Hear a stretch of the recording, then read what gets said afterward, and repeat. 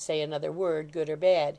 The lady, too, was much amused with him, and the closing point of his obstinacy so delighted her husband that he burst into a roar of laughter, and demanded his price.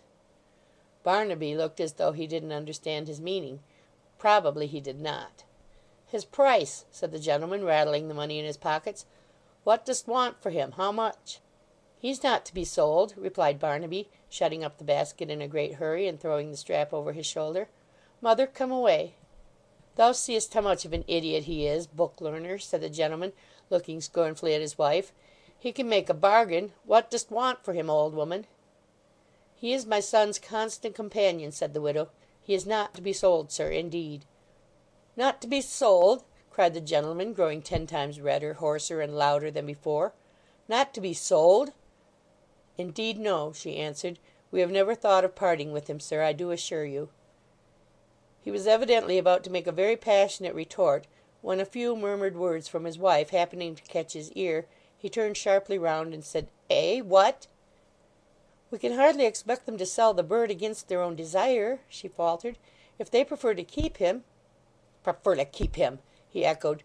"These people who go tramping about the country a-pilfering and vagabondizing on all hands, prefer to keep a bird when a landed proprietor and a justice asks his price! That old woman's been to school, I know she has. Don't tell me no," he roared to the widow. "I say yes." Barnaby's mother pleaded guilty to the accusation, and hoped there was no harm in it. "No harm!" said the gentleman. "No, no harm, no harm, ye old rebel, not a bit of harm. If my clerk was here I'd set ye in the stocks, I would, or lay ye in jail for prowling up and down on the look out for petty larcenies, ye limb of a gipsy. Here, Simon, put these pilferers out. Shove 'em into the road. Out with 'em. Ye don't want to sell the bird, ye that come here to beg, don't ye? If they an't out in double quick, set the dogs upon 'em."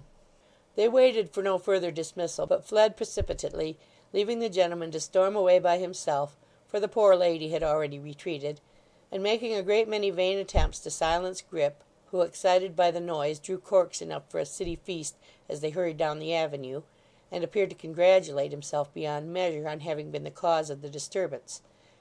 When they had nearly reached the lodge, another servant, emerging from the shrubbery, feigned to be very active in ordering them off, but this man put a crown into the widow's hand, and whispering that his lady sent it, thrust them gently from the gate.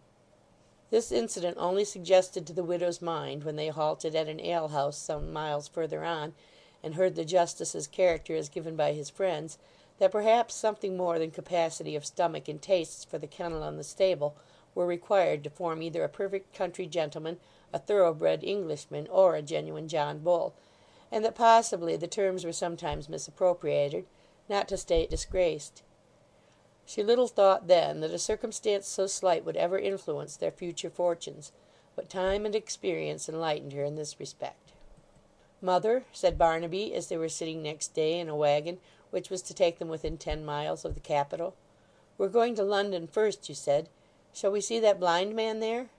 She was about to answer, "Heaven forbid!" but checked herself, and told him, no, she thought not. Why did he ask? "He's a wise man," said Barnaby, with a thoughtful countenance. "I wish that we may meet with him again. What was it that he said of crowds? That gold was to be found where people crowded, and not among the trees and in such quiet places? He spoke as if he loved it. London is a crowded place. I think we shall meet him there." "But why do you desire to see him, love?" she asked.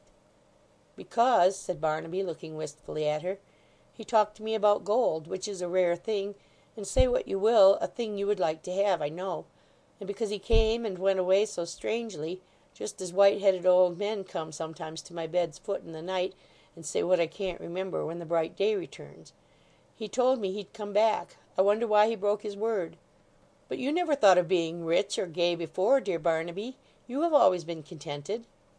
He laughed, and bade her say that again, then cried, oh yes," and laughed once more. Then something passed that caught his fancy, and the topic wandered from his mind, and was succeeded by another just as fleeting. But it was plain from what he had said, and from his returning to the point more than once that day, and on the next, that the blind man's visit, and indeed his words, had taken strong possession of his mind. Whether the idea of wealth had occurred to him for the first time on looking at the golden clouds that evening, and images were often presented to his thoughts by outward objects quite as remote and distant, or whether their poor and humble way of life had suggested it, by contrast, long ago, or whether the accident, as he would deem it, of the blind man's pursuing the current of his own remarks had done so at the moment, or he had been impressed by the mere circumstance of the man being blind, and therefore unlike any one with whom he had talked before, it was impossible to tell. She tried every means to discover, but in vain, and the probability is that Barnaby himself was equally in the dark. It filled her with uneasiness to find him harping on this string, but all that she could do was to lead him quickly to some other subject, and to dismiss it from his brain. To caution him against their visitor, to show any fear or suspicion in reference to him, would only be, she feared, to increase that interest with which Barnaby regarded him, and to strengthen his desire to meet him once again.